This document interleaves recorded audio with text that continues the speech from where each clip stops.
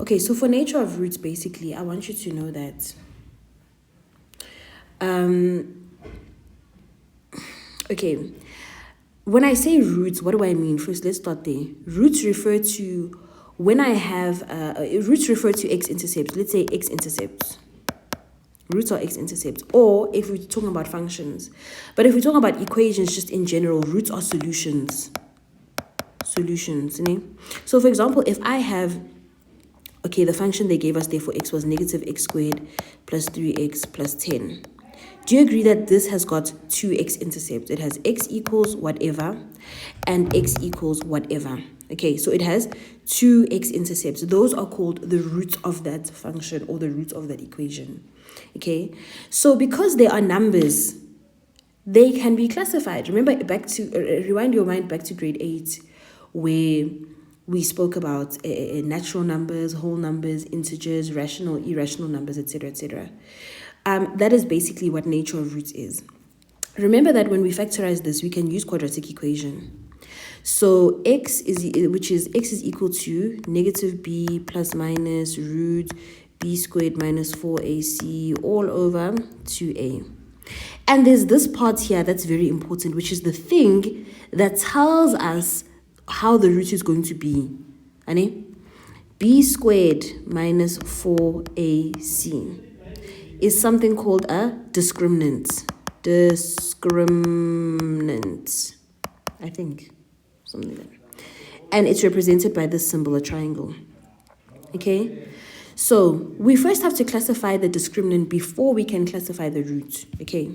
So you're going to look at your discriminant. Let's calculate. Let's calculate the derivative of the discriminant. Yeah? Just charge this. Okay? The discriminant, so we're going to say the discriminant is equal to b squared minus 4ac. And we know our b is 3. 3 squared minus 4, a is negative 1, and c is 10. So it's going to be 9. 4 times 10 is 9 plus 40. So it's going to be 49. So my discriminant is 49, okay? Now we're going to, once you have your discriminant, you have to classify it according to the following rules. If your discriminant is 0, and if your discriminant is not equal to 0, okay? Or let's say, let me rewrite this so that it looks proper. Discriminant equals 0, discriminant not equal to 0. If my discriminant is 0, we describe the root as being equal. If my discriminant is not equal to 0, we describe it as being unequal. Okay? Then if it's not equal to 0, if it's equal to 0, we're done. That's the only thing. It can only be classified as equal. If it's not equal to 0, you can further classify it again. You can classify it as a positive number,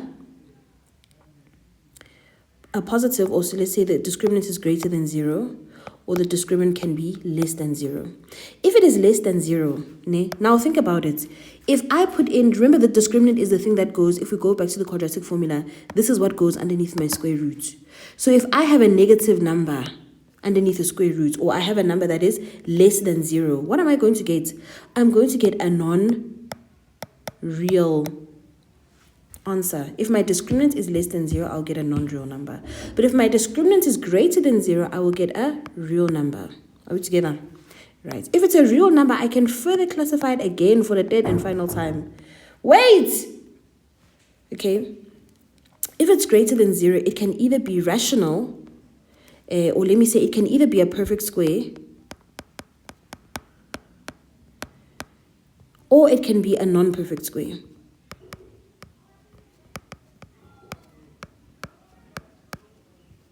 Okay, if it is greater than 0, then it's real. If it's a perfect square, we describe it as being rational.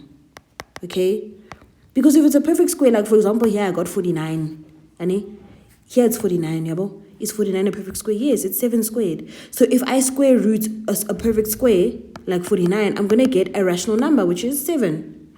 If I square root a non-perfect square, then I'm going to get an irrational number. For example, if I had gotten 50, 50 is going to be 7 comma something, something, something, something, something. And I know, according to what we learned in grade 8, that if ever you square root a non-perfect square, you get an irrational number.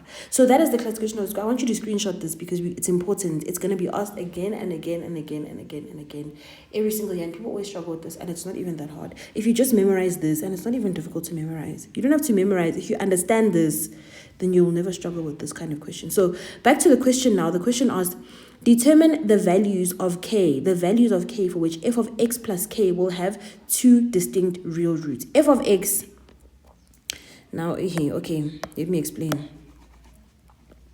They said f of x plus k, ne? So let's be clear. F of x is this, okay? So f of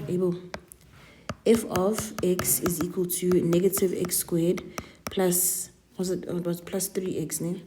Plus 3x plus 10. Then they're saying f of x plus k, which means I'm going to add k to the end. So my a value will be -1, b value is 3, and my c value is the constant, which means it's anything that doesn't have x. In this case, it will be 10 plus k. All right, together.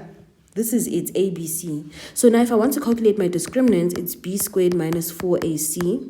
It's going to be what? 3 squared minus 4a is -1, and c is 10 plus, well, not 10k, sorry. Money on my mind, just kidding. 10 plus k. Ane?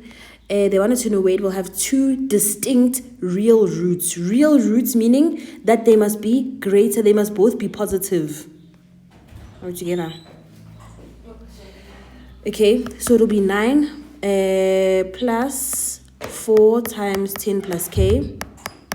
So it'll be 9 plus 40 plus 4k. So it'll be 49k. 49 plus 4k. The discriminant is that.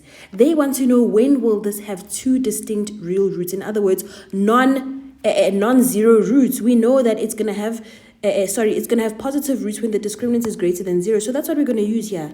We're going to say that the discriminant must be greater than 0. Therefore, we're going to say 49 plus 4k must be greater than 0. Then you can solve how we always solve inequalities. We're going to say, in fact, let's say 4k must be greater than -49, and then you divide by 4. That means k must be greater than -49/4. That's all. I'll answer that one for you, but I hope you understand. Okay, cool.